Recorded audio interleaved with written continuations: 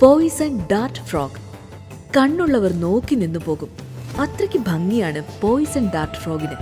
മഞ്ഞ, ചുവപ്പ്, നീല, കറുപ്പിന്നിങ്ങനെ കടും വെട്ട് നിറങ്ങൾ.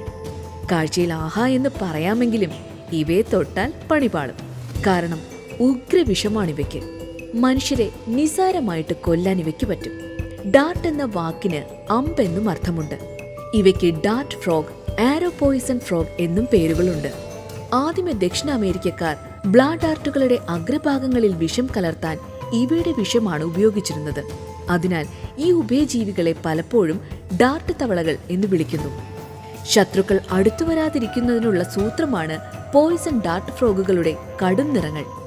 175-ലേറെ തരം പോയിസൺ ഡാർട്ട് ഫ്രോഗുകൾ കോസ്റ്റാറിക്ക മുതൽ ബ്രസീൽ വരെയുള്ള മഴക്കാടുകളിൽ കഴിഞ്ഞുവരുന്നു. പലയിടത്തെയും തവളകൾക്ക് പല നിറങ്ങളാണ്.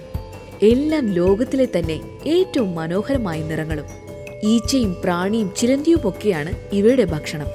വെറുമൊരു പേപ്പർ ക്ലിപ്പിനോളം ഉയരമുള്ള ഇവ ത്വക്കിലൂടെയാണ് വിഷം പുറത്തുവിടുക.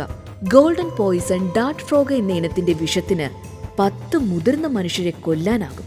ചിതലുകൾ, ഉറുമ്പുകൾ, മറ്റ് അകശേരുക്കൾ എന്നിവയുടെ ഭക്ഷണക്രമത്തെ അടിസ്ഥാനമാക്കി തവളകൾ ശേഖരിക്കുന്ന ബാട്രാചോഡോക്സിൻ എന്ന ആൽക്കലോയിഡ് വസ്തുവാണ് വിഷം.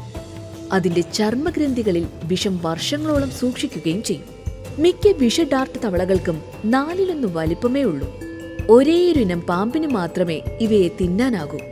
എങ്കിലും വനനശീകരണവും മലിനീകരണവും മൂലം കടുത്ത വംശനാശ ഭീഷണി നേരിടുകയാണ് ഇന്നീ വിഷത്തവളകൾ.